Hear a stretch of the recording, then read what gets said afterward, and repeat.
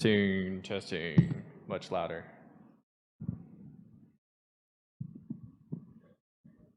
Is it? Okay. There. That's better. Picking me up good? Sweet. Am I live? I am live? Oh man, I should got like a 10, 9. No, I'm kidding. Yeah.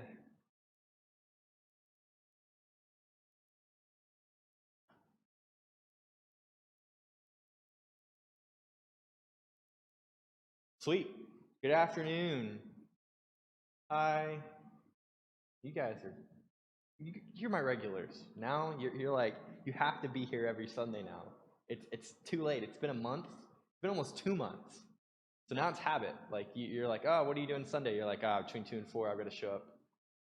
Go do some coding stuff. Now it is officially ingrained in you. This guy goes to class yesterday. He goes to nursing school and does his clinicals on Saturdays. So he's doing all kinds of stuff for 12 hours. But when you ask him what he does on Sundays, he's like, I'm gonna be down at Star Space. Now it's habit. Kind of like a diet. Too late. You're sucked in. I've convinced you all of the awesomeness of Angular. I don't know about that.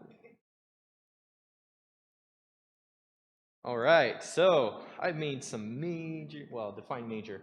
I've made some pretty big visual changes, and I've added all that stuff. Basically, everything we went over, I just used those same techniques and went ahead and got us moved a little forward, because today will be the wrap-up for the application, and we're going to do a little bit and kind of play with it, just to keep learning. But we're going to deploy it today too, and we'll see how that goes. But yeah, first off, let's see where we're at as of right now. Let's take a look and see what it looks like. Oh, it doesn't. I'm kidding. Oh, sweet. So minor changes. We don't have a backend to accept images, so I'm going to go ahead and take an image source. Right. This is the login screen. If anybody wants to know what this is a standard Angular material design template for a login. And I literally said, you know what? That looks almost identical to our login that we had mocked up. So looks good. Now you can customize it and do whatever you want on your own. So if you want to play around with this, you own this code on your repo. So if you want to play around with this on your computer, feel free to. And if you make any awesome changes, let us know so that we can also get those changes pushed to the repo. All right, I've been using like cats and dogs. I'm gonna do a duck. I'm gonna steal a picture of a duck real quick. I don't want to use that. I'm gonna use like the actual. Okay, looks good. All right, so Jack isn't here today, so we'll use his name. He's out there listening. You should have showed up. All right. So kind of go over this real quick. Look really simple, like an HTML mockup, not super stylish. We can get super fancy with this. This looks pretty close to what we did with mockup, right? I chose blue. It's my favorite color, so you're kind of stuck with it. I didn't make it completely responsive, but I did add some, responsiveness to it. Just well, not that. That's a book. If anybody wants to know, I'm currently reading the R.A. Salvatore Legend of Drizzt series in chronological order. So that's what that was. I'm about halfway through. All right, so I made it relatively responsive, right? Not perfect. Once again, I only spent about 4 hours or so.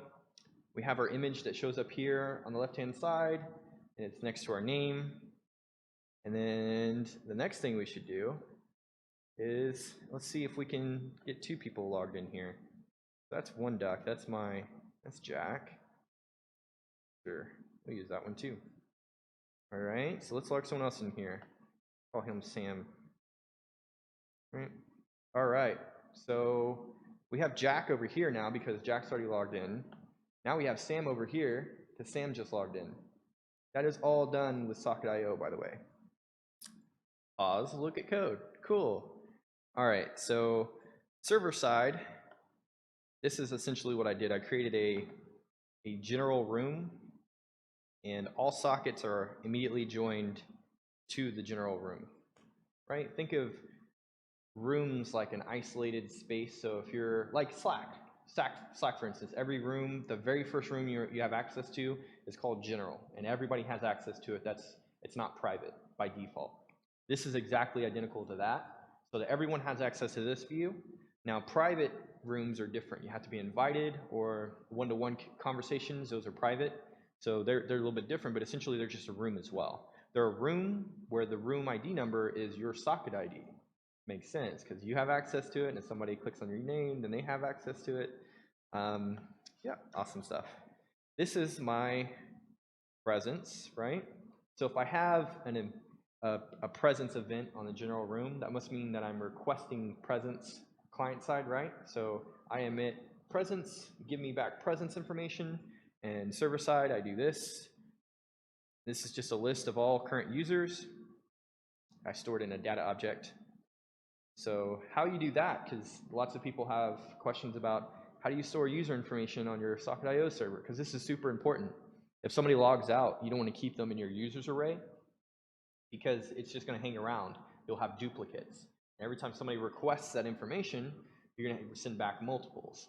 And I don't have a lot of, security in here. I'm not like checking usernames or anything, because this is pretty high level at the moment, mostly dealing front end.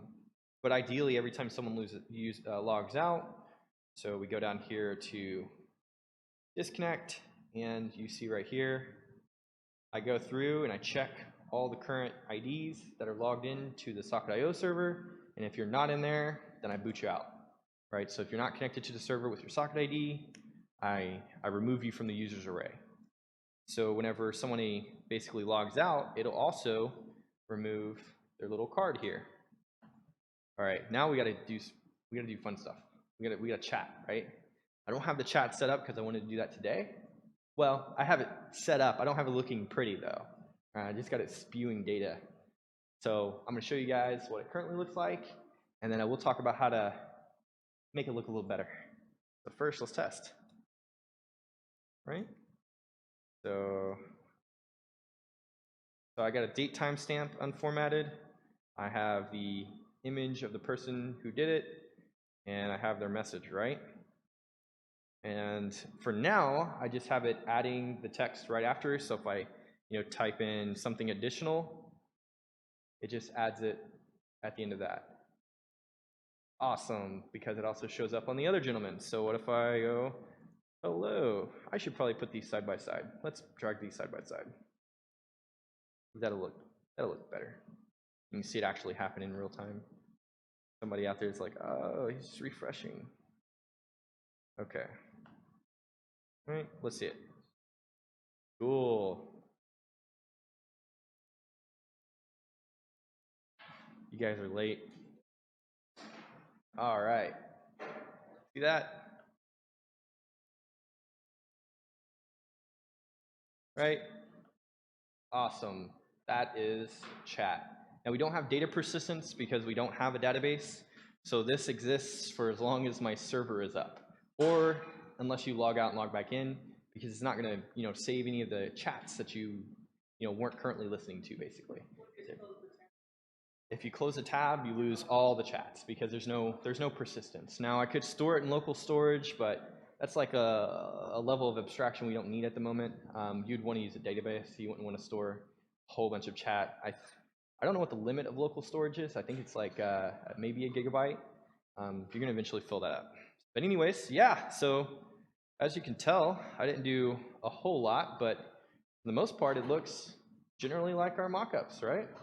I added this card just because I thought it looked cool. But we can change that to a circle and stuff like that if you want.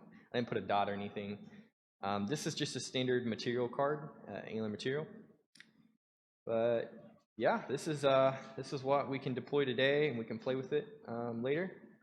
But I want to go ahead and go back to the code real quick. All right, this is all going to look pretty crazy. We'll go through this one more time for the new people that showed up.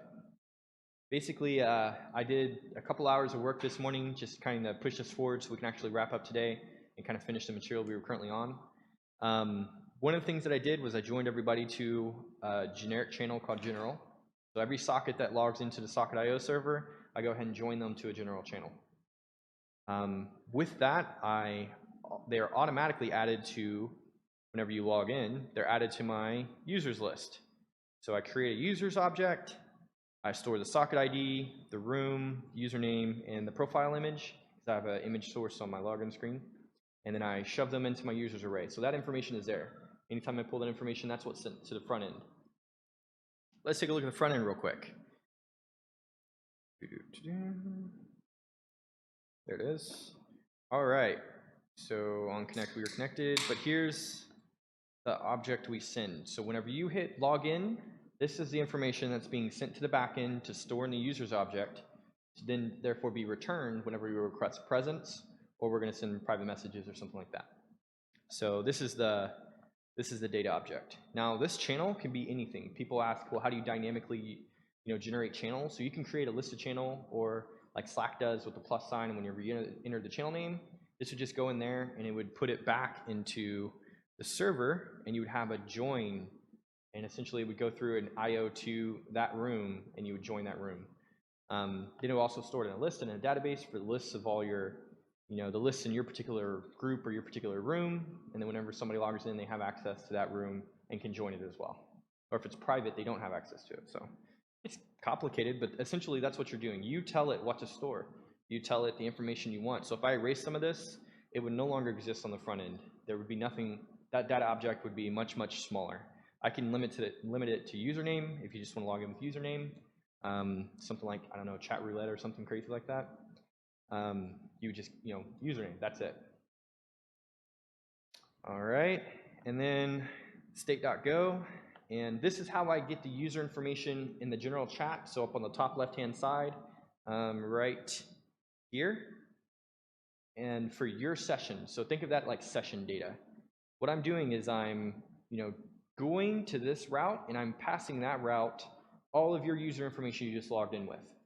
Right now, if we were doing some backend stuff and we were doing some authentication, it would be very similar to this. You would make a GET request, or not a GET request. You make a POST request to your login route. It would return a token to you. You would go through that token, make sure that they were authorized, and then you would pass that information into the next route. So that next route has access to all of your username information and everything like that. The only downside of this without data persistence is if I refresh this, all that information goes away, right? Because it's not being cached or anything like that. So if I just pop in here and hit refresh, all that information is gonna be gone. I don't have any safety or security features or anything like that on there, so it could get messy pretty quick, but All right, so that's login. Here's general chat. There's a lot to this. Is this big enough? Can everybody relatively read that? I pushed this like beginning of class. I wanted to kind of be a surprise how far we have gotten so far. Does that look good though? Text good size? I'm not getting any angry chat messages yet. Awesome. All right. So let's see. Good. Okay, here's something different.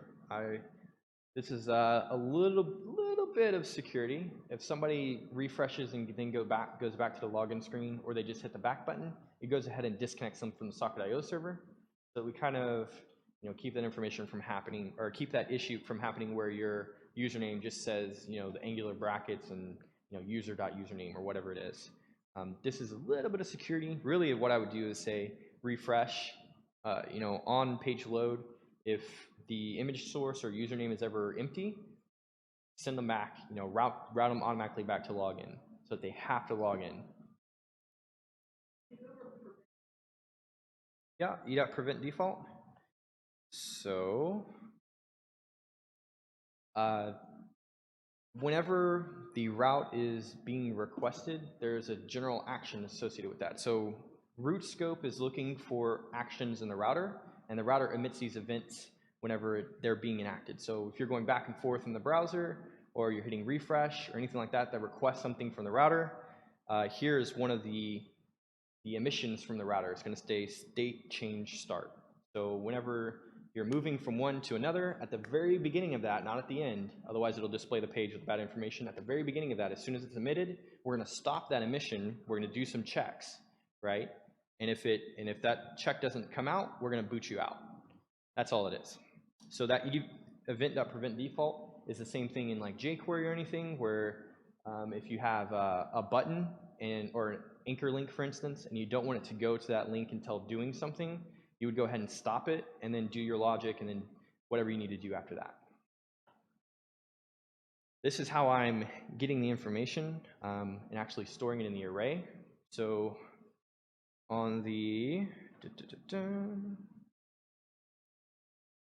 go back here. There it is. So we're looping through the general message array. So how I'm getting that information is every time a new chat is received over here, and I liked having 2 tabs. It's weird for me to have one. Where's that? General chat. There it is. Okay. Let's close some of these. Don't need that. Don't need that. Don't need that. Don't need that. No, don't need that. Don't need that. Don't need that. Don't need any of this. Don't need that. Don't need that. Cool. Don't need that. Don't need that. Awesome. That was a lot less tabs. When we receive a new chat, so we submit, goes to the server emits a new chat, right? So we're listening for new chat, and I limited it I limited it to 30, otherwise it would get really long, and that would probably be a pretty big pain to dig through that information for now. If you have data persistence, this is how you would like, when you requested information, it came to the front end, you only wanted to see 10. After 10, you wanted them to press a button that loads more. This is kind of a hacky way to do that. So if the length is greater than 30, I go one back, and I pop the oldest message off, and I put the newest message on. That looks super. I know most of you are here for the arrays portion, and this is that happening. Pop removes the last element added to the array. You can also filter it by date. Angular has a lot of really cool pre-built-in filters. We'll use one of them today to do, because I don't know if you guys noticed, but we got this long date timestamp here. So we're going to use a cool filter to make that look. We're going to use format to make that look better, and then we're going to filter all this based on timestamp, just to make sure if 2 people are sending at the same time, there's not a confusion as to which one came first. It'll be by date. And all right, so this is a little bit different. This is essentially a check to see if the last message we have in the array has the same username as the new chat message coming in. So remember how on our, go back here, on our main chat, if there are multiple of these, we want them to kind of display after one another. We don't want to have their username, their profile information again. Well, this is how I would do that. Essentially, I would check to see if the last message contained the same username as the current message, right? And then I find that one, I pop it off, right? I get it. I change the text inside of it to the new message. And then I put it back on. That's essentially what I do. I pop it off, make some changes, and I put it back on. You could do that with splice as well. I chose pop because it's always going to be the last message. We're not trying to change it in between. If you want to change it at a random interval, so ideally if you had like real-time task management or something like that, where you had events and you just want to update a certain specific event, you would find that event and then change that information and put it right back where it was. And you would use splice for that, and that would be a little bit better. But in this case, we're always doing the last one, so we're going to use pop. And we pop it off and push it back on. And of course, this is for the first one, right? So if the length is greater than 30, do this, check usernames, all that stuff. If the length is not greater than 30, so if it's less than 30, we check and see if it's the first one, because we have to do special things for the first one. You can't check the length of an array of 0. It'll throw an error. Length is undefined.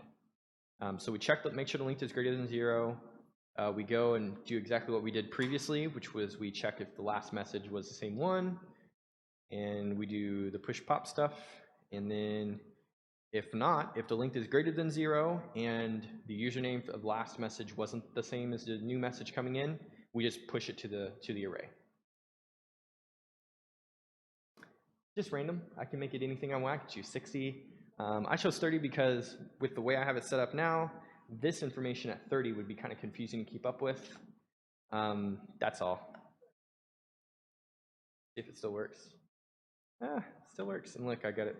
I just went ahead and, for those that want to know how I kind of do this, almost everything here is absolutely positioned so that everything is fixed in the screen itself, and then I make it expand or contract based on view height or view width, and then I force overflow to scroll. So the overflow -y, overflow happens in two directions. It happens, horizontally, which is in the X direction, just like a, geometry graph.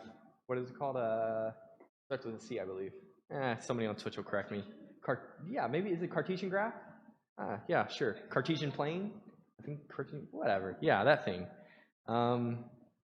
So X would be left and right, and Y is up and down. So as I'm pushing these instances, my div would normally grow going down and push all the elements of my screen fully down. What I'm doing instead is I'm setting a set width and height based on view height and view width. And then if the div expands below, I'm forcing it to make the scroll bar. So this is my scrolling action. Same thing over here, actually. Whenever there's more than one user and it gets down to about right here, it'll do the same thing over there. So it's not, just continuously making my original main container div larger. I'm forcing it to overflow. Yeah, so we do have some work to do here. We need to format these to look more like our HTML mockups. We have to format this date so it looks better and cleaner and nicer. I don't have private messaging in here, so if we have enough time, we may go over private messaging. I'll reserve the last 30 minutes for actually pushing this to Heroku. People are raising their hands to be interested in that, and that's more of a server thing, but Heroku is super easy to use, so we'll give it a shot. Then we'll play with it and break it, because I don't have any security settings on here, so you could enter anything you want. Well, I may share the link privately so we don't get some Twitch trolls in there saying some inappropriate things. I have to shut down the dyno in 30 seconds. All right. Here's a function that I have that sits out on the button, so I should probably show the chat. Right? Not that. That's the. What's that? There we go. So here's my button there. So on my HTML, this right here is sitting out on the main screen, right? This is pretty much the only thing I have sitting out in my main HTML file. And here's my chat button. Here's my text area. So here is my text area, right? And then here is my chat button. So on my anchor tag, I don't have it going anywhere, but I have the function for the click event to be submit chat. So if I go over here and go to submit chat, this is the information I pull. Here's the information. Remember how when you logged in, I stored that information, I put it off into the next route. Here's how you pull that information. In UI router specifically, when you're passing information from one state to another, it's stored in state params. And this is something you inject into your controller right here. And this is available with UI router by default. It's not another library or anything like that. It's just another dependency you can throw in there and have access to. So I'm getting the information from username. I'm getting the information for image source, and then I'm declaring a new date. Now here's a kind of a common misconception. This happens a little bit. Sometimes people will put the new date, when we're generating a new JavaScript date on the server side, but what you have to take into consideration is the time that the client took to send the information to the server. So I like to do it client side, so the information being sent to the server is consistent. Otherwise, if the server was down and it comes back up and you send the information again, there could be like a several second lapse in time. That kind of information could be important. And then I actually have the message that comes from the text area. And then I emit a chat. And this is how we get the throwing the baseball, passing the information around with the Socket.io server. So I get the information, I emit the chat, it goes to the server, and then on chat, I go to the general room and I emit new chat, which then goes over here to general chat, and it hits that function we originally saw, this one, and this is what displays the information. See how the passing back and forth, you're emitting something, it goes to the server, and then it comes back. And this is that whole socket.io stuff. And once again, it's all JavaScript. Like I created the object that it's sending. This isn't predefined for me. It doesn't have its own special terms. I can tell it to call that data object whatever I want. I can change the information however I want, which is how you do cool chatbot stuff. If you wanted to manipulate that information, you pull it in, you make the changes, and you stick it right back where it was, and never knew the difference. So that's cool. Anybody confused by the passing of information? I think both of you guys might have missed last week's. Did you watch it on the stream? Okay, you watched it on the stream? That's okay, I forgive you. All right, so I mean, that's pretty much all I did. I did some styling. I didn't do a lot of styling. Obviously, it doesn't look too pretty. This is very, very generic. But hey, it works. Here's some of the, you're going to see a lot of absolute position stuff because of that main kind of window. I didn't want that window to change or do anything funky. I just wanted a static kind of screen. You can do whatever you want with that technically. So if you pull that to your own repo and you want to change the colors and reuse it or do whatever you want, feel free to. Everything looks good there. Cool, so let's go ahead and we'll work on making this actually look like our mockups, right? So we had the image to the left. Let's go back and take a look so I don't forget. Let's go to main chat. So we have your profile image to the left. We have your text to the right. Yeah, we gotta have probably username and probably date too, right? Let's pull back up XD.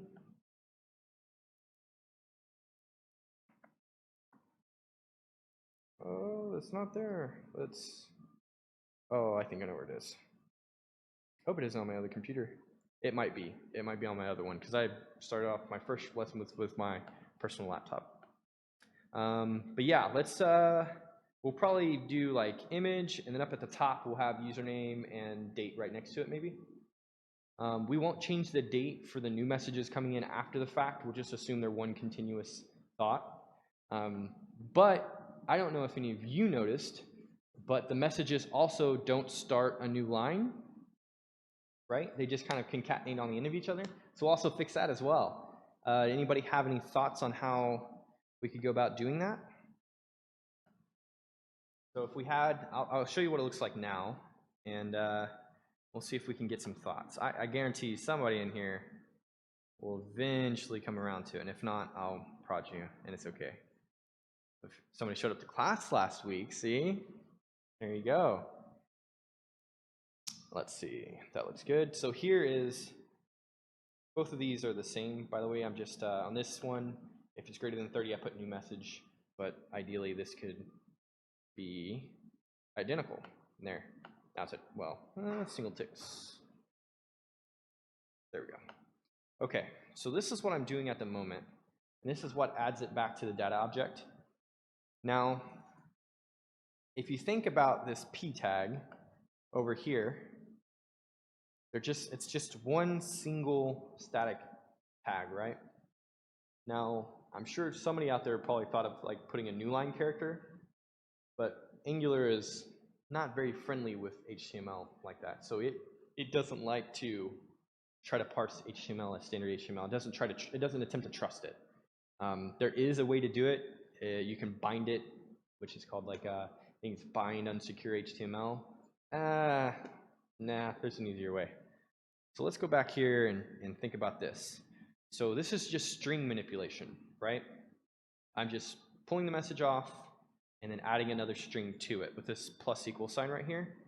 This is what makes the old message, and then the new message just pops up right after it. Now, if I wanted to have multiple p tags, any suggestions? Including you guys out on Twitch. What was that? Pull the previous one, add the new one for the p tag. Let's go back here and look real quick. So the p tag is closed around the message object. So.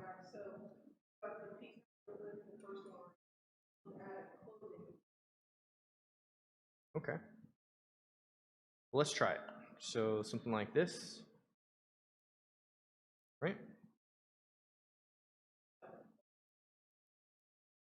and then close it.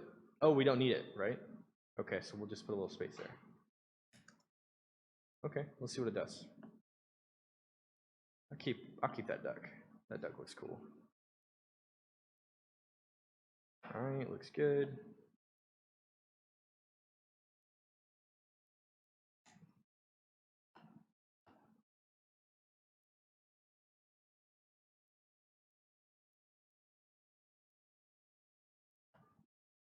All right. This is the first one, so this isn't going to do anything but that. And this is the one that should just drop down a little bit and make a new p tag, right? So let's do next line.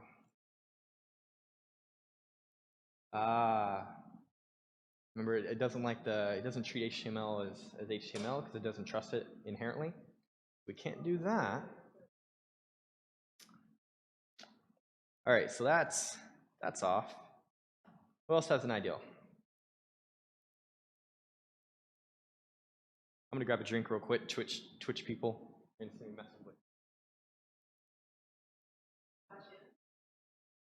Somebody said /in. Let's use /in. So we don't have to worry about the p tag, right? We'll just break inside of the p tag.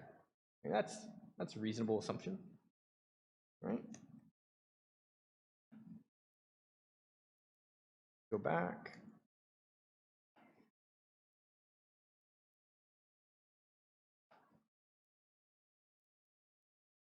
Okay. Well, it escaped it, but it didn't actually do what it said.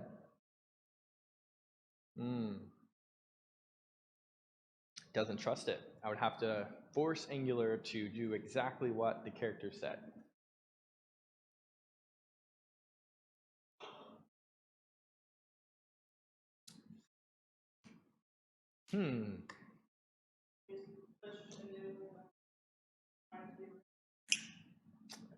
And which array would we push it to? I'm beaming. That's good. We don't have any array here yet, so that's a good direction though.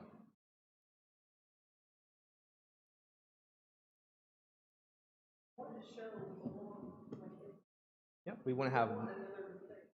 Yeah, we could do that, or we could create new p tags because we just haven't fallen in line, right? We could do p tag and then p tag and then p tag and then just.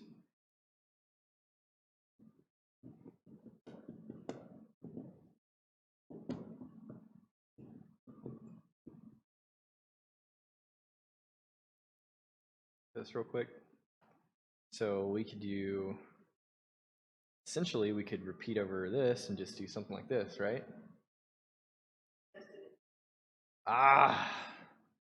She got it. See, somebody's on it. See what happens? She's been here no, I'm kidding. She's probably been studying outside of class. All right, so yes, you can have a nested ng repeat. You can say for ng repeat in chat.messages, do this thing, right? Just like we did here. If there's another array inside of an object, we can just list over that. How would we do that? Well, we got to make some changes.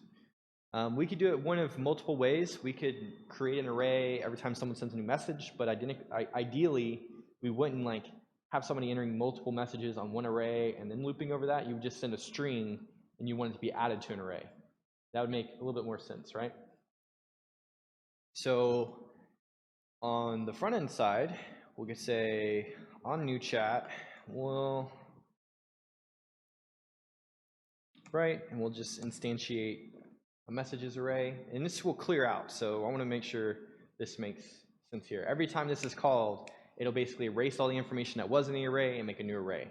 That way we don't have, different data from different things that we don't control. So I'm instantiating it to an empty array every single time new chat is called. All right, so let's pop in here. Well, the first thing I want to do is I want to get the information. Okay, let's do that down here. So if length is greater than 30, it's not going to be greater than 30 for the first one, and length is greater than 0. So let's go down here, right?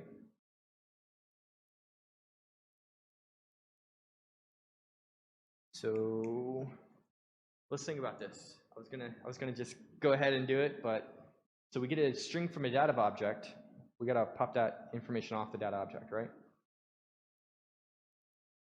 So right here on data.message, we need to pop that off and push it into an array and then put it back where message was, right? So everywhere I see data.message, I'm gonna have to do that. So let's do, right, and then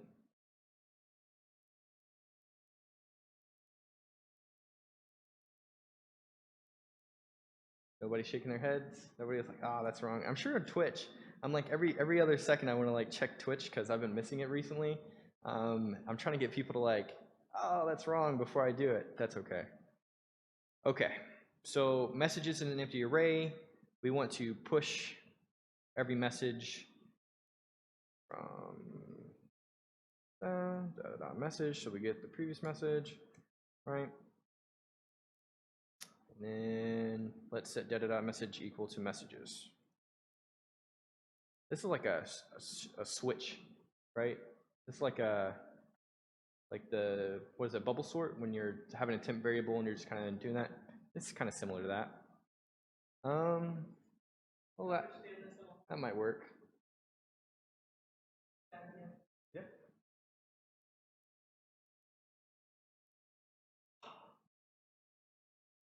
All right, so we want to get the original message, which is just a string sitting out on data message, and we want to turn it into an array so that in the future we have an array instead of just a string.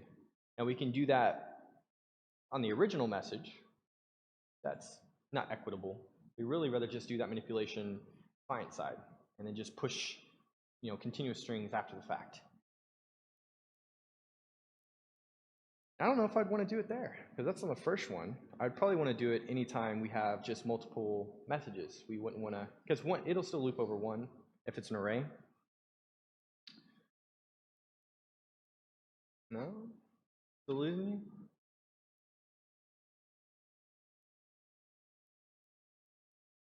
All right. Let's try pseudocode. I haven't done pseudocode here. Yeah, let's do it here. We want to get original message, right? Make data.message an array, push original message back into data.message, right? So we make data.message an array, we get its information, original content, we make data.message an array, and then we put it back. So now whenever we do an ng repeat over the p tag, it'll have something actually repeat over. If we shove a string to ng repeat, it'll throw back big time errors, right? Because it'll be mixed content. It won't like that, right? So let's work through that. Get original message, right?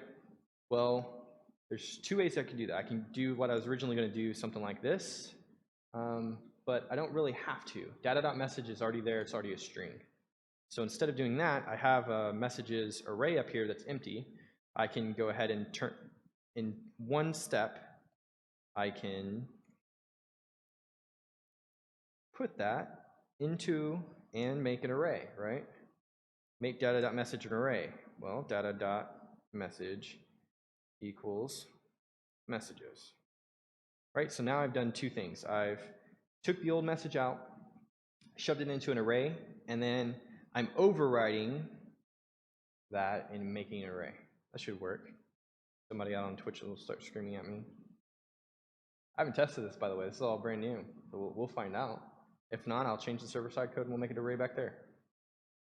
I don't want to do that, though. I'd rather do it client-side.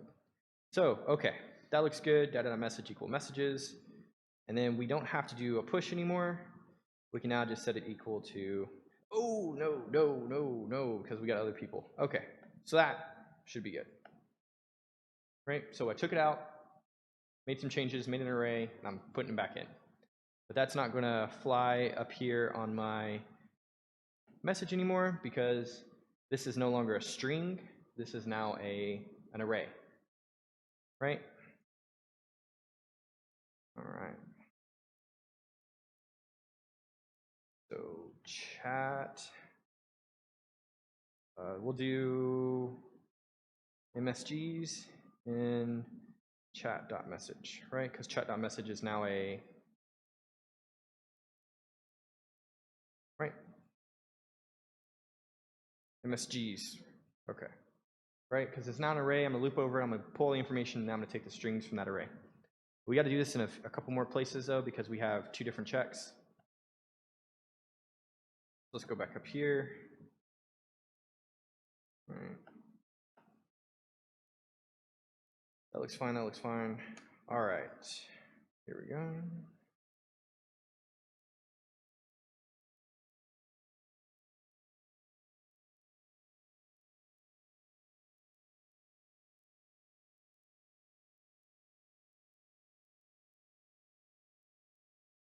Oh, we don't even, let's, I don't need to do that. I can just push it there as well. So I can push that one, and then I can go ahead and just erase this. Go here, and I need to go popped dot, no, I still have to, no. I do need to go back, so message.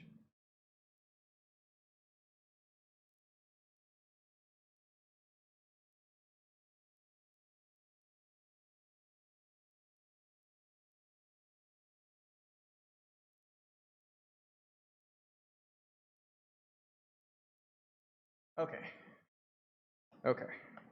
So this is I'm popping, so the popped is from the general messages array. It's the last username if it's the same. So popped is its own entity. I'm fixing to make it an array and put the new message on it. So let's go ahead and do that. Popped will stay data general messages dot popped. So I need to make popped dot message. I need to store that in my messages and then push it back. Messages. That looks good. Really roundabout way. I should have done the server side. We'll make it work. They're not all beautiful, intricate solutions. They could be. Somebody can fix it online. Message.push, pop.message. Now popped.message equals, well, I don't really have to do that anymore. I can do the same thing I did down here. Let's see. Let's push the new one too. There we go. Now I'm making progress. Okay.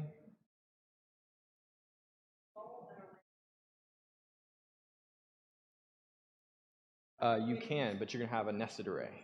So data.push, and then inside of the push you have an array. It's gonna pass an array into the first index, or whatever index it's currently on.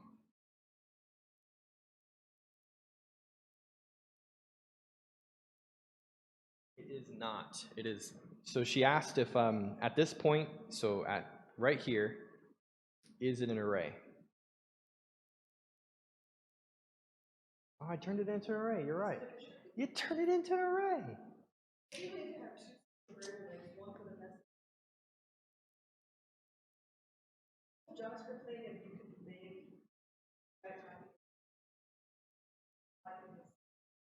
You know, like, okay. Yeah. Okay, so popped is an array. You're correct. So we can just do popped.message.push data.message. Okay, that makes more sense. That's less code. All right, that looks good. Then push back to the original one. That should be fine. That looks good. That's good. We need to take this and we need to copy it up here. Okay, now let's see if this works. If this works the first time, you're getting a gold star. I'm kidding. Don't come to me after this for a gold star. All right. Looks good. Okay. Cross your fingers. Mike, where's my cold duck? Come here, buddy. There we go. New message. I should probably pull up the console logs for this and see what's going on in the back end. Okay, so that don't look right. Let's see if it just creates one for the heck of it. Something else. See what it does. Okay, so that's not quite what I wanted. That's just, it's kind of funny. Message, channel message, coordinate message, looks good. Let's console out right here. And let's go up here.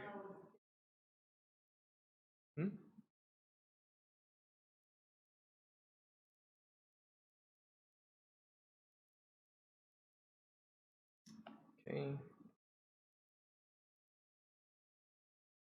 Let's put some notes here so I know where I'm at. Popped before new message.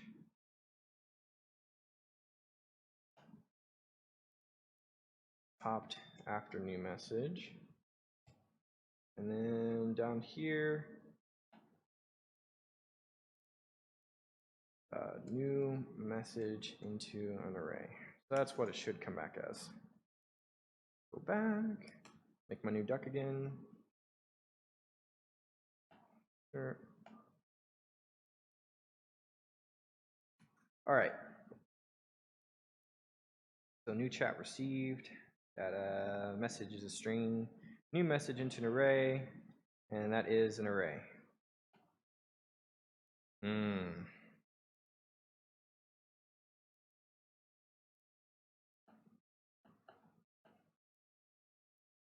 Why would it be coming off as a string? Let's Google it.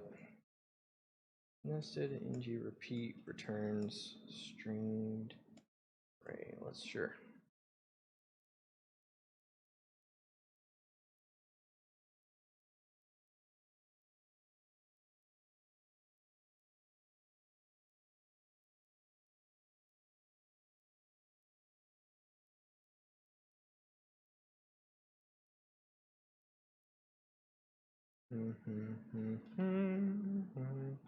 Okay, well, then let's try this real quick.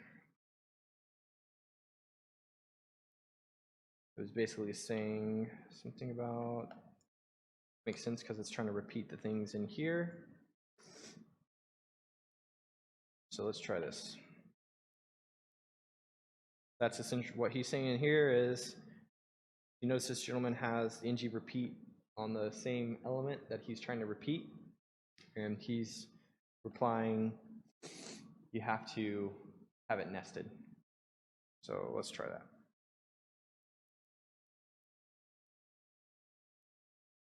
That should have already reset.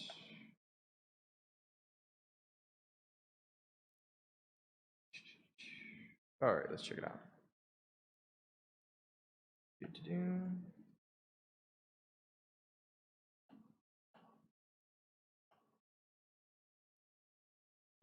Come on. There we go. All right, let's cross our fingers.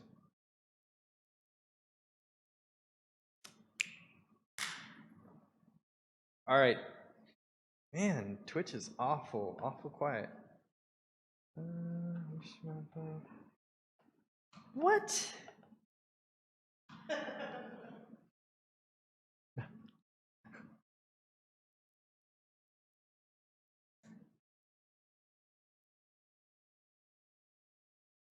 Did you guys?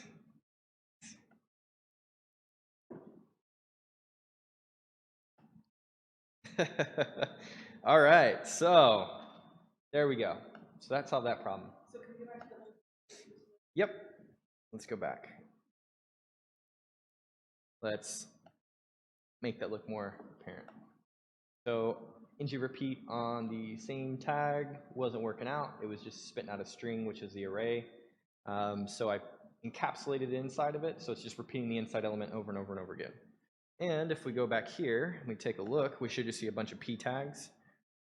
Let's see. Well, we got a bunch of divs, but meh, it works. Don't complain if it works. What's that? The meme of the guy who's rubbing his chin and he goes, "This doesn't work. Why?" And then the next one says, "This works." Why? Okay. All right, now let's go ahead and style this because this doesn't look very pretty. We want image to the left and we want p tags to the right. So let's take a look here. Well, the first thing is the image and the chats should probably be separate, right? We should have the image to the left in its own little container, and the chat should be to the right of that image, and then they should be inside. So they're always going to be inside of a div right here, but we need to go ahead and probably wrap this in its own div, and then we need to probably float it left. Right? And I'm going to do this with inline styles for the moment, just to play around with it.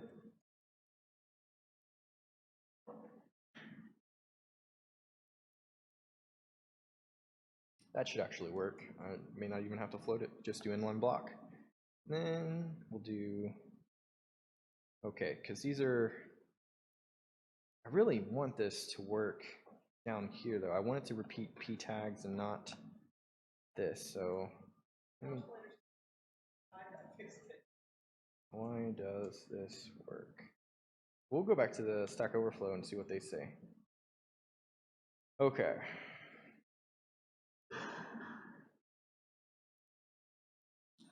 Not valid HTML is all I got. Repeat list elements inside of a list element. Oh, okay. Well, that makes more sense. If we don't have this div, it repeats p tag with nested p tags.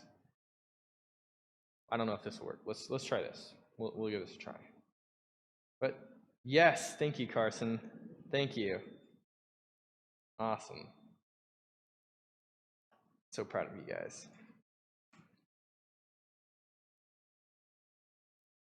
All right. Something that should work, right? Sweet, okay, that's better. Let's make sure that they're just nested p tags inside of one div. Please be nested p tags. Boom, okay, nested p tags inside of one div, much better. I don't have to like encapsulate it into another div or do anything like that. Let's go up here. This was inline block. Let's float left. All right, still have to float it left. I wanted to move everything else.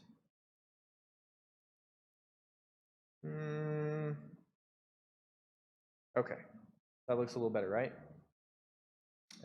Don't know about this right there. I'll probably put it up top next to the username. But anyways, let's. All right, so now I can just turn this into a class. And no, I'm not going to leave that there. I'm going to name it something. Let's do it. Chat profile. Nah, let's do. There we go. Chat message header. That looks better. Okay, we'll go to my styles.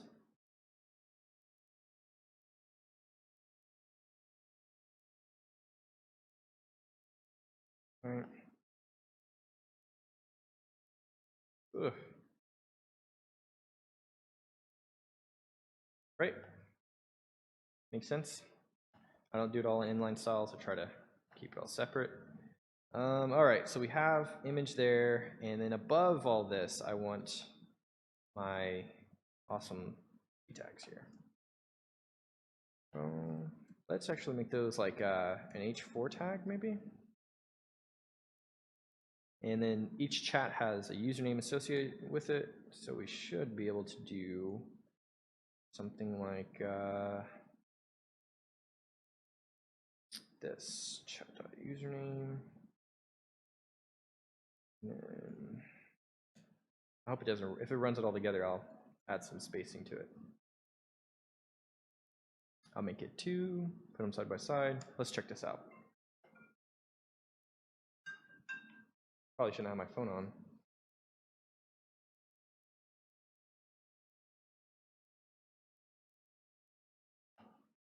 All right. Oh, I got 2 people logged in.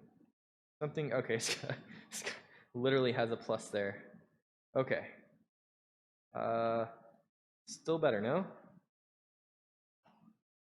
Still better, no? Okay. Plus there. Let's see, adding a space inside Angular. Concatenate HTML. Can I? Oh yeah, just like an actual space? Sure. Cool. Let's try that.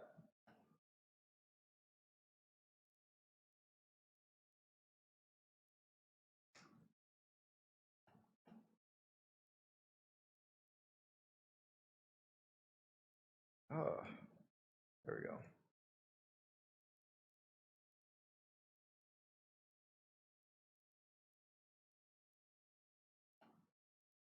All right. I need to do like on enter. That'd be great. Okay, that's better. We need to format the date still. Cool, and then something else. And then I should be able to go. I need a new duck. Oh, what? Dirty duck images. Okay, that duck's cool. It's got a bow tie. All right, another duck. Do it side by side.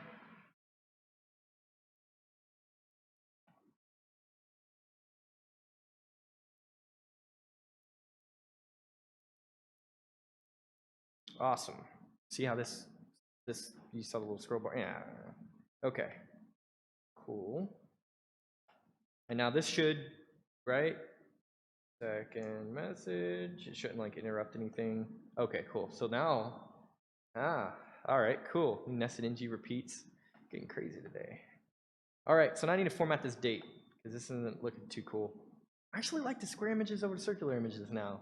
I'm actually kind of, now I'm partial to this because now it's all, I don't know. My UI UX guy is probably at home screaming at me. What is going on? Okay, so decent. Let's Angular date format. Date, not data. Oh, it has a built-in date filter. Also, let's do this.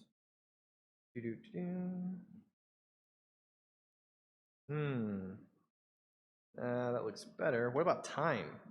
Right? Who knows like the shorthand for time? Anybody know? HHMM? No? Okay. Well, I know that I can pipe this now, so I should be able to pop in here and do this. But I don't want MMDDYY. I'd prefer something like hours, minutes, probably just hours and minutes, right? Let's see what that does. Nobody's mentioned anything cool about my awesome ducks. That upsets me just a little bit. My wife was watching me earlier working, and she was like, why do you have dogs and puppies all over your... they're cute. Right? I mean, he's killing me here. Okay. What does this do? Okay. Better. I don't like that trailing zero. So I bet if I remove this H, and then what is this AM/PM? I gotta look it up. Let's do Angular time format. That might be better. Okay, here we go. Medium time, short time. Oh, that's even better. They have a short, they just throw this in here. Right? Okay, let's test that out.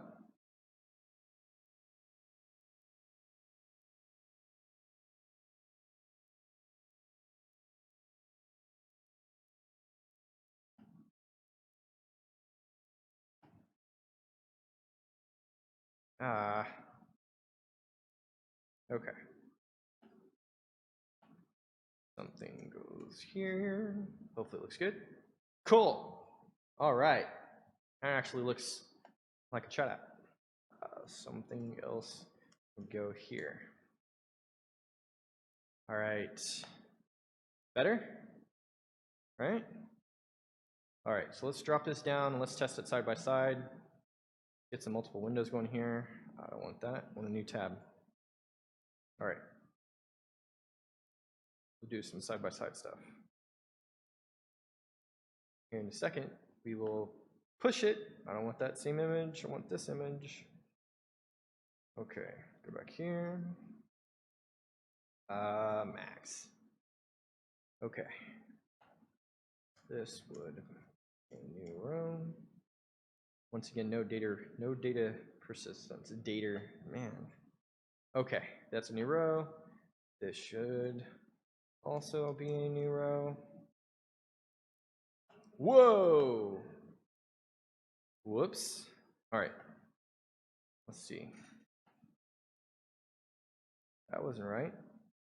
So this nested it in the p tag. Huh.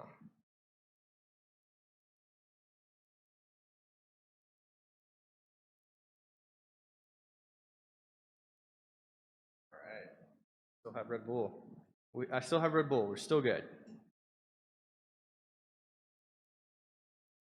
Don't worry, Twitch world. I will survive. Yes.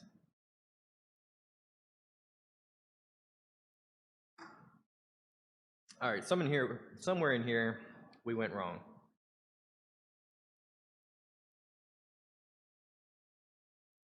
All right, let's make this full size here. Let's pop this off. Notice my presence went away. All right, let's pop in here. Close debug. Okay, so this whole thing got pushed into chat message header. Whoa.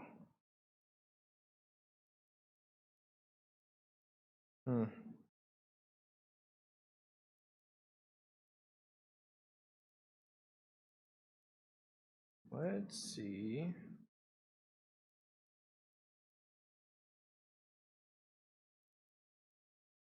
General chat. Maybe I need to do something like this.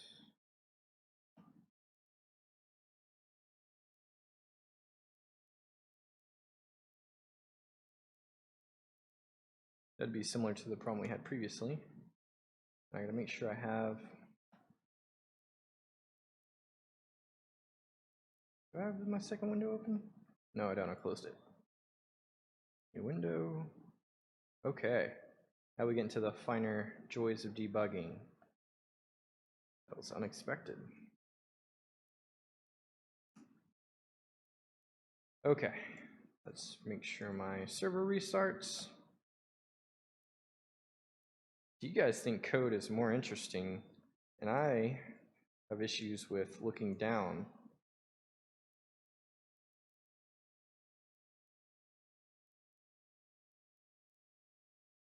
I got these reversed, but you know what?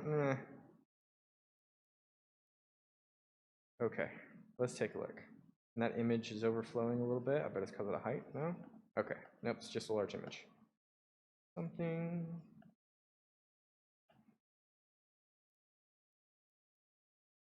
Nope, still did not work. Somehow. Okay, so that looks good there. That looks good there. Is this just a, oh, okay.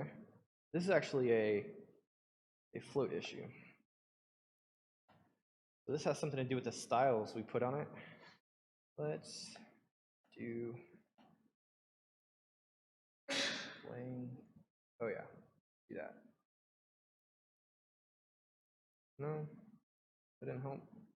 Play block.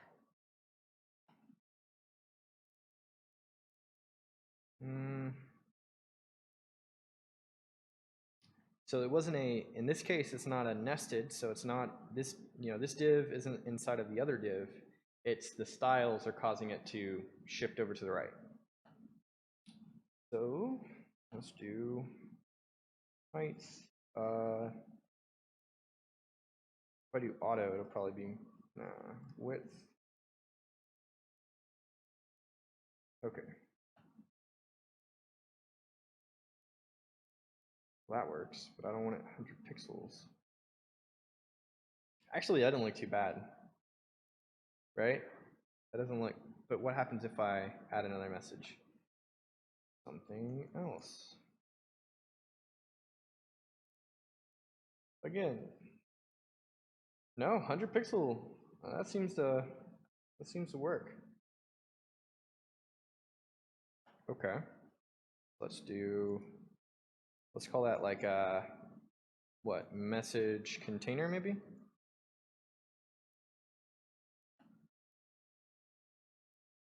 Right? Go back here, we'll just go.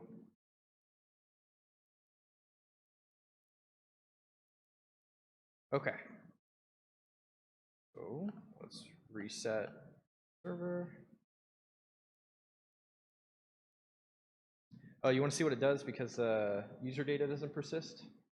Let's check that out real quick. This is, see, doesn't fill any of the information, doesn't exist. So we'd probably want to reroute if that occurred, but I don't have it put in there yet. All right, let's check. Get away from mom and dad stuff, that's weird. Somebody on there is going to be like, complex. And then J names, because I tend to choose a lot of J names. Okay. Now let's try. Here is a message. Here is another message. Duplicates now?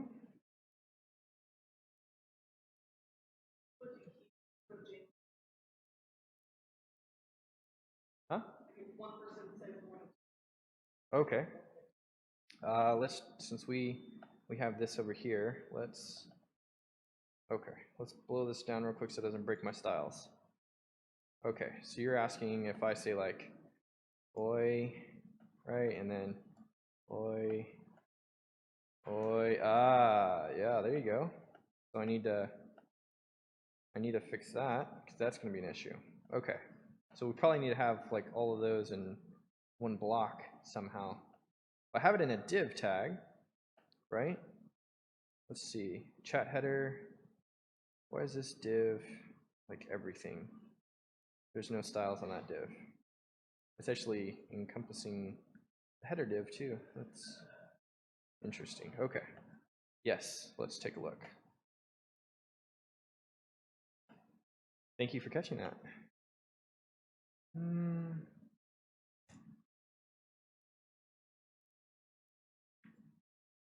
So chat message header, what was that? So we have main message container, chat message header. Let's check out that style. Chat message header is inline block. Probably want the header to be block maybe. And then that should be good. So that'll be on top. That'll force it to go down. Let's do width should be 100%. Height, no, let's just do that block first and we'll play with it in Chrome. Reset. I should be able to recreate that with just one, so let's do that. Let's not use that. Let's use this. Okay. Get my little furry guy there. Let's pop over here.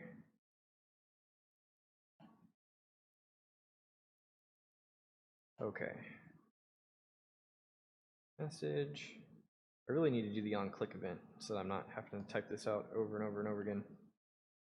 Whoa. Oh. Oh, was it like the same message maybe? Something. Oh yeah, duplicates. I don't have it tracking by index. Let's pop over in here. I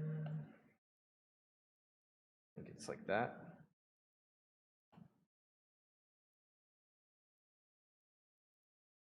Man, this is now we're getting somewhere.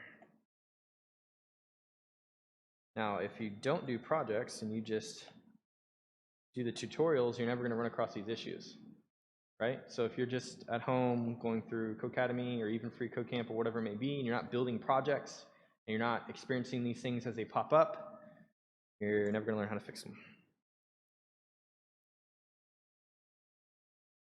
Okay. There we go. So I didn't show you guys, but you'll actually get an error down here that says there are duplicates in the array, cannot track. Okay, so that's still doing the same thing as before. Let's check it out. This splat.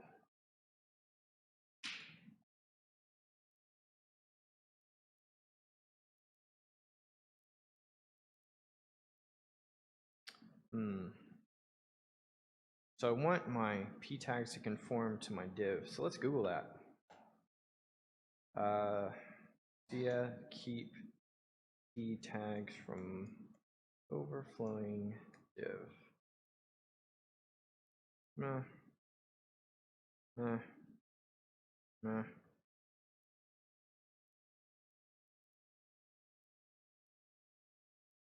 Yeah, that's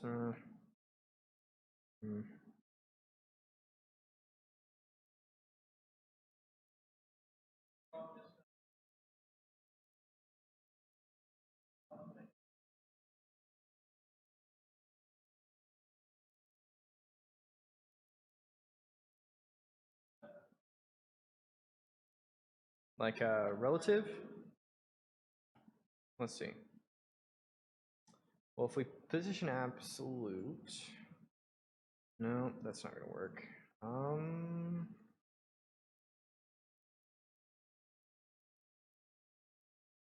No.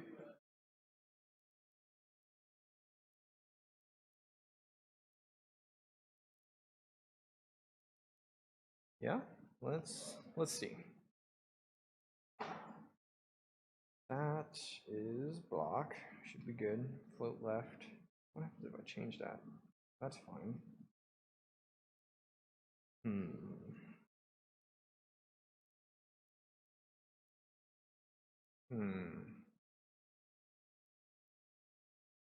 Maybe if I put it inline, maybe?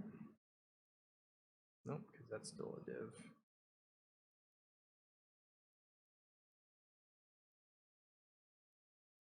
Oh.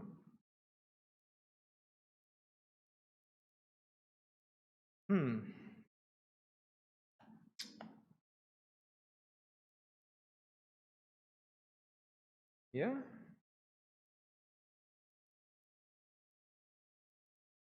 Well, first let's give everything a height and a width, right?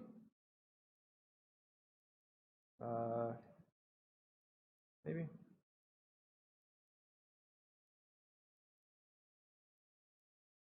Eventually one of these is going to wrap. Let's go back here and change this to block like it was and float left. Okay. Block looks good. Height, no. Okay. Let's see. That looks fine. This feels like a classic. I feel like I've done this before in a tutorial somewhere, right?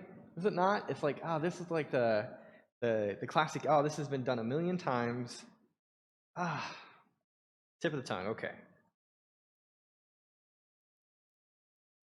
Load two divs side by side with static width. Let's try that.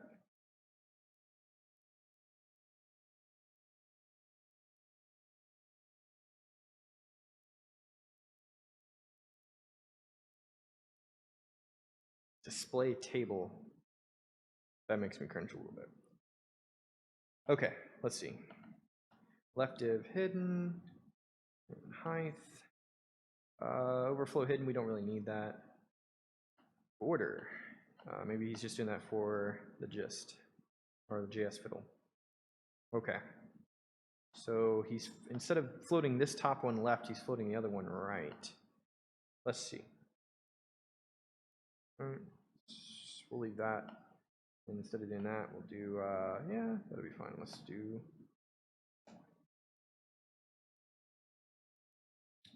whoa, well that's way over there. That's something like that. Not that far though. Why is that? Okay. So let's just do like 10%. No, let's do a little bit more. Like that. Now let's see what the heck is going on with the heights here. Okay. Maybe if I flip this one left. No?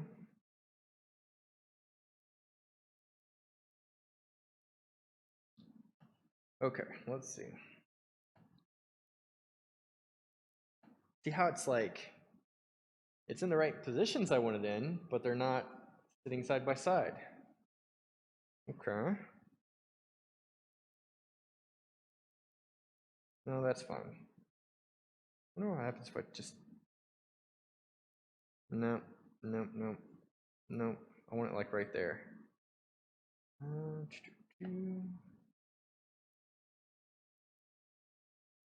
Let's see what I've got going on here. That's just the height of that. Let's get even lazier. Float to div side by side. Just copy and paste. Let's.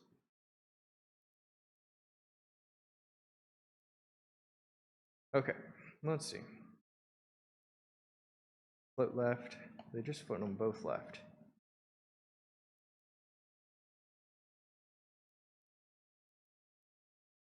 Okay, let's float them both left.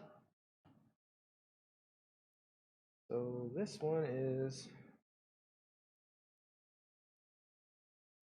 float left, and this one is float left. Yeah, kinda. But I don't like this height right here.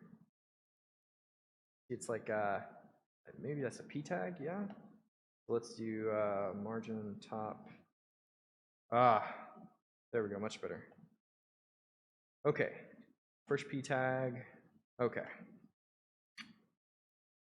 Well, what happens if there's another? Okay, better. Now what happens if there's another chat altogether?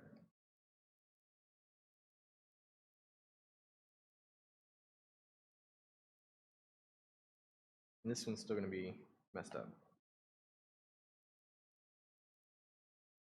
Okay. See? Okay. We'll play with this a little bit longer, and then I'll show you how to deploy. We may put this up for those guys to play with. For you guys, those guys, you guys fix this for me. Come on. Otherwise, I would just position absolutely call it good. It's gonna have something to do with the width. It's got to take up the full width here. See that message container? That looks better.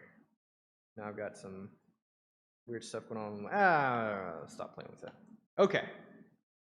So CSS obviously needs some work because I want to go into deployment real quick. We'll say we'll leave that up to you guys. We'll let you guys play around with it. You should have forked repositories.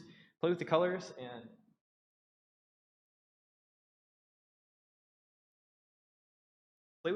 and see what you guys can come up with, and let me know. I want to see it. Right? I might take some time tonight to go over it and see if I can't fix that because it's gonna bother me. Right? It's gonna I'm gonna go home and be like, what was it? And that's cool. Things like that. Anybody else get bugged? Like small little things, you get like obsessed about it, and then what's sad is like in 6 months I'm gonna forget it. I'm gonna go right back through it again. I should probably make notes of this. I got like 50 books, and then you read one of them and you're like, I'm good.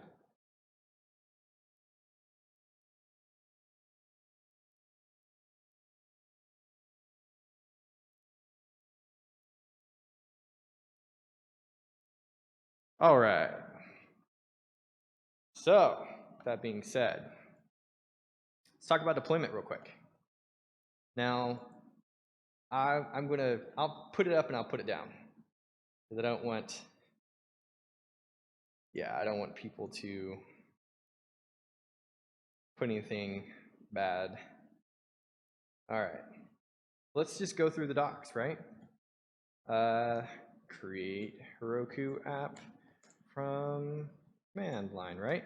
So the first thing it's going to tell you to do is download the Heroku CLI and Heroku Toolbelt. So let's go ahead and check it out here. So Very first step is to create a named app. I know that you got to do, yeah, there's get in it. Okay. So let's pop over here in our command line and go side by side. Oh, but by the way, chat messages, that's all good to go. It's just a CSS and needs some tweaking, so you guys tweak away. Have fun with that. All right. See, create a name net. Create. All right, sounds good to me. All right, cool. And then blah, blah, blah. Get in it. Okay. And that looks fine. Okay, so that's done. So we initialized a repository and we created a name map. Okay.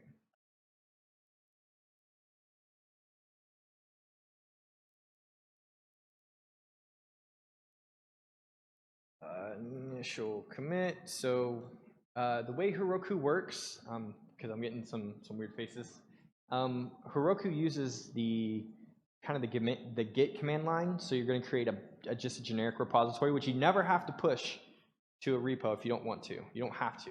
It also allows you to do automatic deployment from a Git repo, but that's a whole other discussion for another day. So what you do is you create an application, you create a Git repository by doing git init, and you create your initial commit. And the default initial commit is just initial commit, right? Now, what we're checking is to make sure that when we do Heroku, when we check this, that for whatever git Heroku, etc., is actually going to point to our Heroku repository, so to speak. Now, the Heroku repository is actually our server. Every time you make pushes, it restarts the server with whatever pushes you've made. So the next step is git Heroku git remote-a, and then we call this FCC Twitch app, right? Okay, cool. Looks good. So how do you deploy? Git push Heroku master.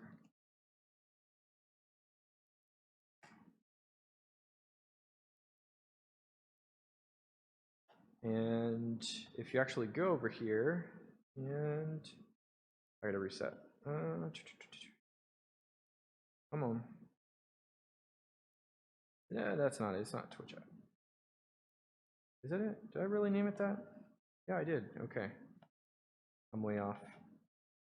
We can go here and check out logs, and it will tell us if there are any errors, which there were. Okay.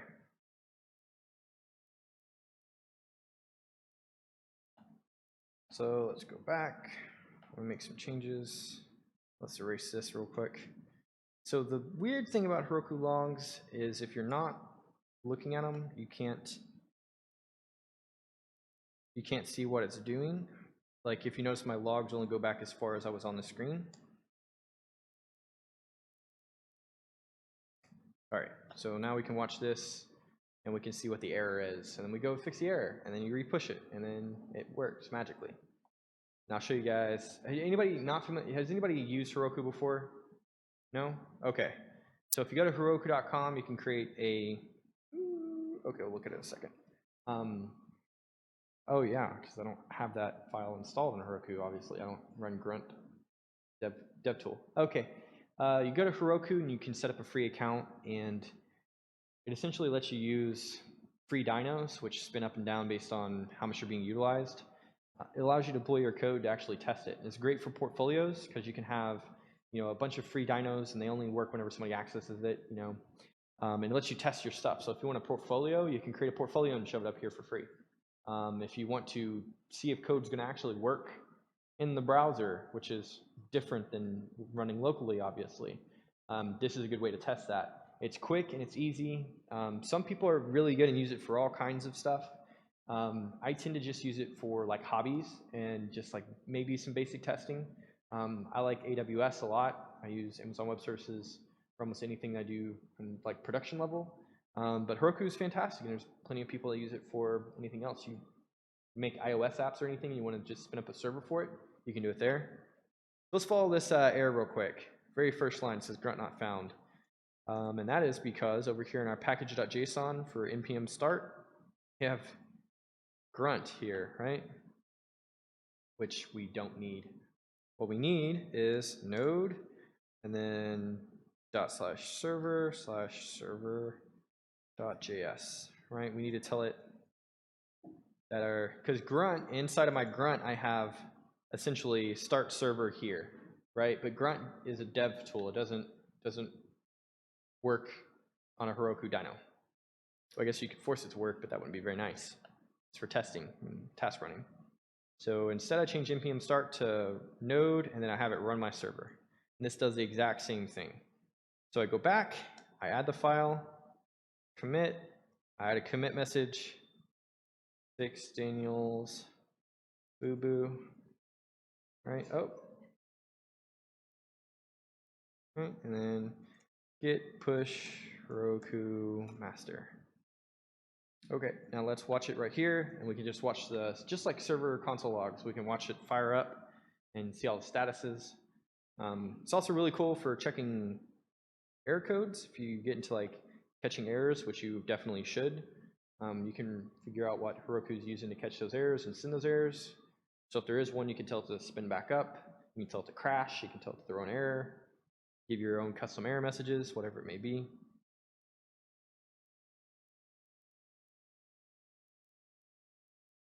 Come on.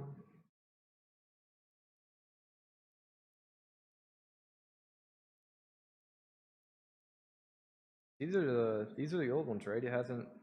No, these are the old ones. Okay. Come on. Boy, this is taking a minute.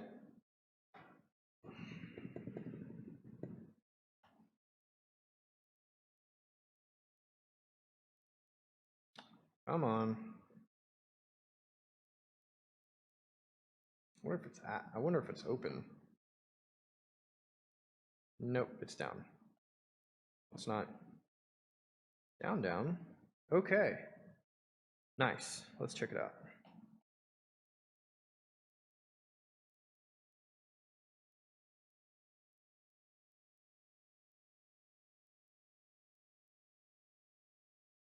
Its MIME type is okay. So I'm just getting, so it deployed, I didn't get any errors. Server side, I got errors, client side. And let's see. MIME type was text, not text CSS. So this is saying this file was not found, or whenever we attempted to pull this, we expected a .css file. Instead, we got HTML. So you go to network and Angular Material CSS. Let's go over here.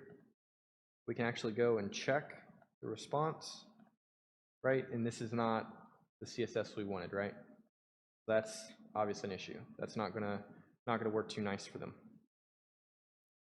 All right, and that's because of this right here. So you can actually locate you can log into your Heroku instance and check out all the files that are being pushed to your Heroku instance, for instance. Let's see, log into Heroku SSH. All right, Heroku run bash. Let's do it. So I want to see what that file looks like and see what Bower is doing. Because it has to start all of these files. So if they don't exist, then okay. Docker cd public cd. See, look, where's my Bower folder, right? Because it didn't run Bower install, it only run npm install. So sure. Let's pop in here.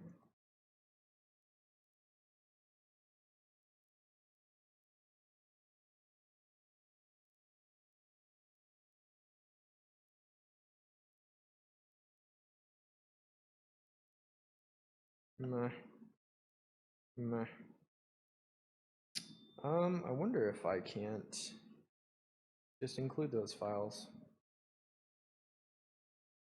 I bet I can. Go in here. Oh, actually,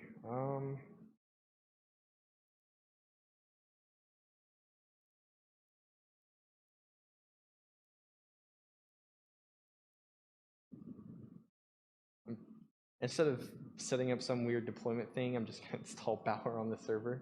I'm actually I'm actually on, for those that aren't following, I'm actually on the server itself right here running these commands. So I can install things on the server. Now when the dyno spins down, it has to go over again. So this isn't going to be something that persists. We're just doing something real. I'm taking it down for Twitch people. I'll make that clear. I'm not leaving this up because there's no security on it, and people could put something not so nice. All right, let's check out consoles now. Okay.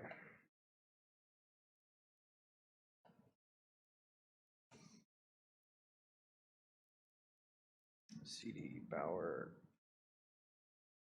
components. Okay, that looks good. Let's check it out. Refresh again. Still same error. Let's check out what the network pulls. Otherwise, what I can tell it to do is I can tell it to concat and send again. Okay, angular material CSS.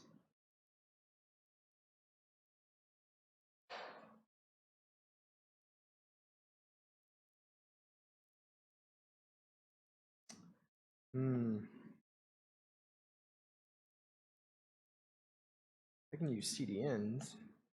Okay, I'm trying to get this up. Let's see. I'm going to configure Bower. That's not fun. What can I do that would solve this problem with the least amount of effort?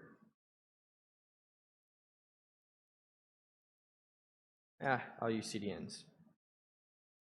All right, so just like we created a lib file here for Bower components, I can essentially ignore that to a certain extent, and I can change all those to CDNs.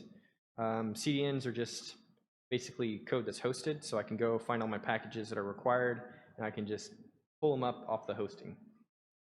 So we go to index.html, right here, right? And all these libs right here, I would just essentially change to CDNs. Right?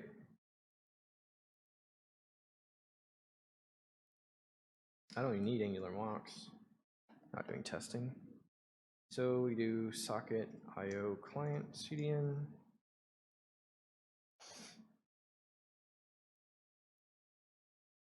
This is where you get your min. We're gonna do that.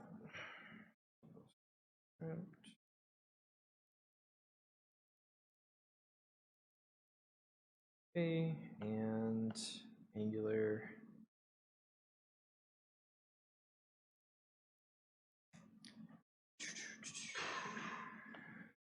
That way it's hosted externally, so I don't have to do anything crazy with Bower.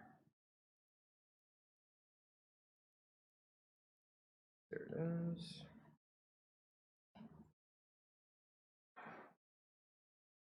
Right. And next is Angular Animate. These are all here. Now the only time the files won't be available is whenever the CDN goes down, or you don't have access to the internet, which obviously the server should always have access to the internet. Angular ARIA.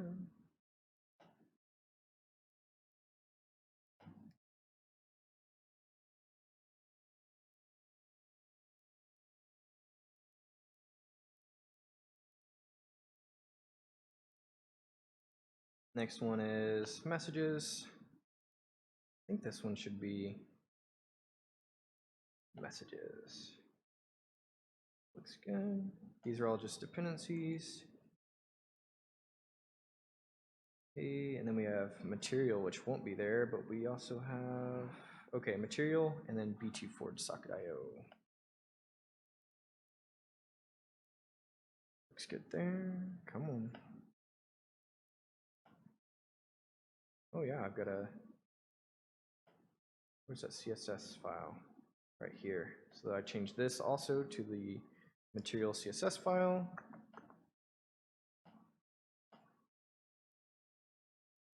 And I can actually leave this like this and push this up to GitHub, and it'll do the exact same thing. You don't always want to, so CDNs are kind of those weird catch-22s. You'd rather host it yourself so you have control over like versioning. Most CDNs are pretty good, but let's say that the DNS thing happens again where they take down, for instance, for us, this would be CDN.js and FOSS-CDN. If they took down those websites, your website would no longer work. You're not in control of that. So that's the only kind of downside of using CDN, or CDNs in general, externally hosted files. We need UI router, CDN.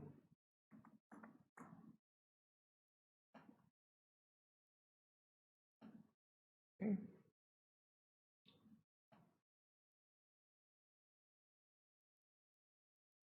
That looks good. And then BT forward socket.io.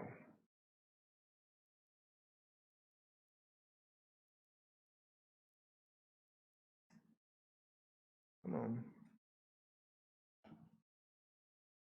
There we go. Okay, that should be good. Crossing fingers. So that was time consuming and I almost fell asleep. All right. I should go exit. There we go. Okay, I got out of my SSH because I'm fixing to restart it. Git add. Change to CDNs because I'm lazy. All right.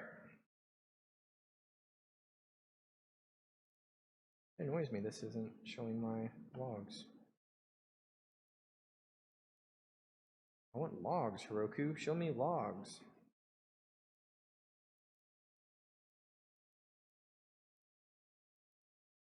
Okay, starting up.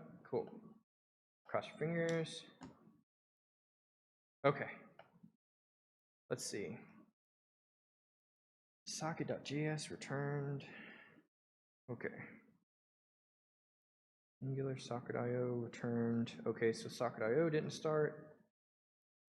Okay, where are you? What was my response? That looks good.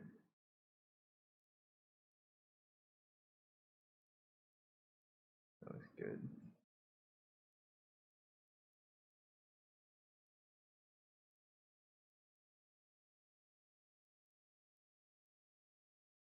Go back to the error. Okay. That makes sense. Okay. Did I miss one? Must have missed it. Must have missed one. Oh, there we go. So I have socket.io. I have that. That looks good. Now it should work. It was basically like, that doesn't exist. Why are you trying to make me go get it?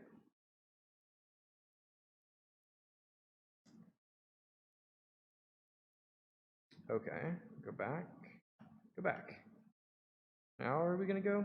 Come on. I want some logs. Come on, Heroku. Give me some logs. Show me some cool stuff. Back up yet?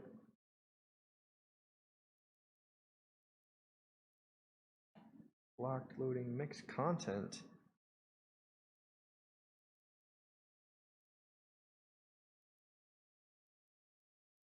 I wonder what said that.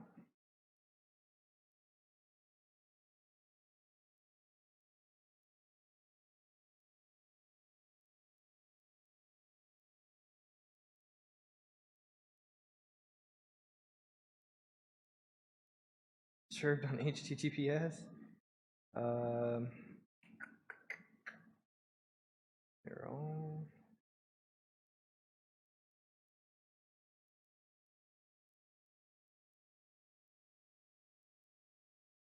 I don't think it'll work, but let's give it a try.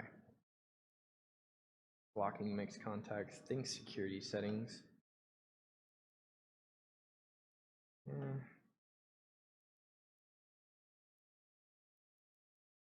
Yeah. Okay. Let's read these docs. Anybody want to read docs? Let's see.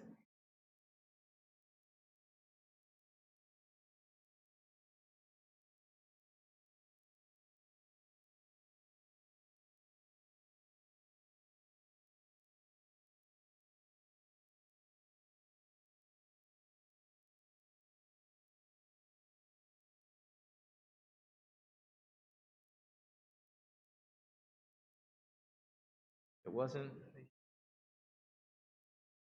Oh, okay. So herder, I'm connecting in my chat factory to localhost, right? Oh, I probably shouldn't do that. What you can do is you should be able to do something like, I think you have to escape it. Something like that. Let's try this.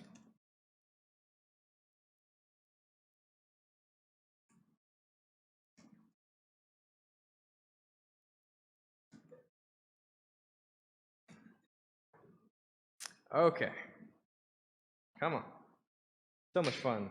So much fun. Small little changes. Right.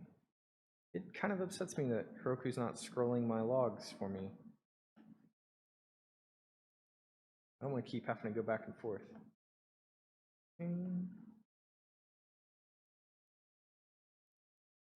Looks better. Let's check the errors. And be like, no, no connection was made. I don't have that anymore. Why is it doing that? That doesn't exist anymore. Why is it?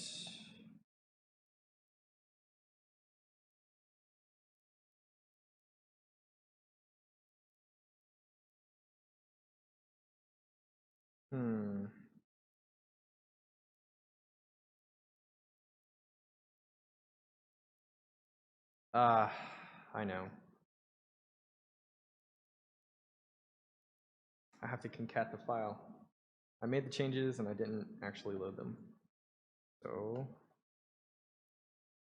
git add, git command -a-m, making small changes, git push Heroku master.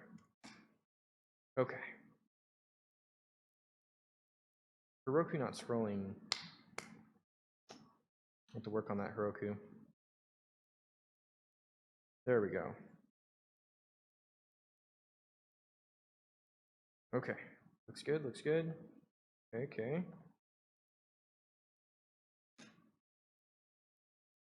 Bum, bum, bum. Finally. All right, let's test. Not that. Yes, yes. Like less than 10 seconds later, somebody comes on here. All right. Ah, come on. All right. Okay, that came back, but why aren't you being displayed?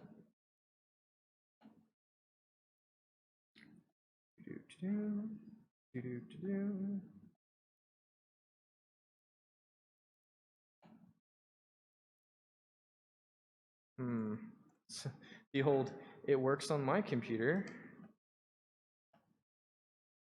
I bet. So,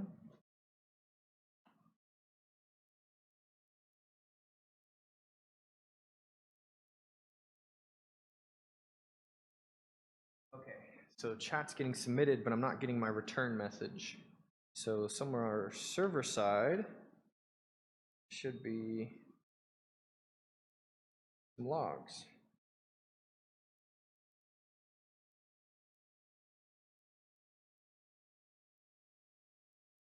Almost no logs here.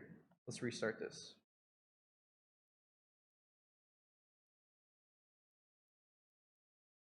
Okay, come on. We're gonna change to up. Okay, let's try this again. It should say something like connected. So it's not connecting. We're not getting an error for 3000, but we're not connecting. Okay, so that obviously didn't work. Let's do the full URL like that. Not that one. What am I doing? This one.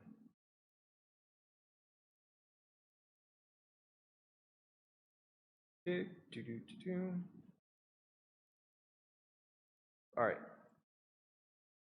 Last time. Front. And then kill, git add, git commit, committing again, git push Roku master. Okay, there we go. We don't need that anymore. We don't need that. We don't need that. And this should be reloading and giving me messages. One of them should say something like, something connected.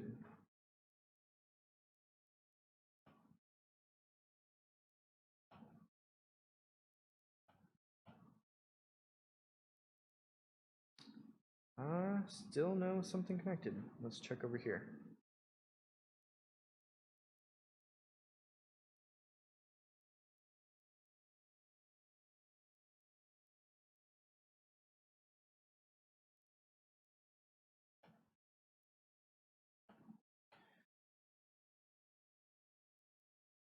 Okay, still not connecting.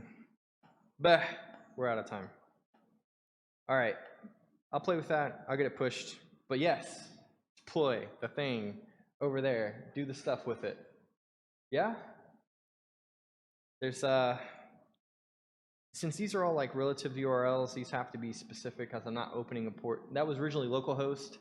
Obviously, there's no localhost on a server. It doesn't work like that. It would be the server's IP or address. So there's like a way you have to kind of massage that to get it to actually connect. Meh. I'll work on it. I'll get it submitted tonight. Just something else to add to my list.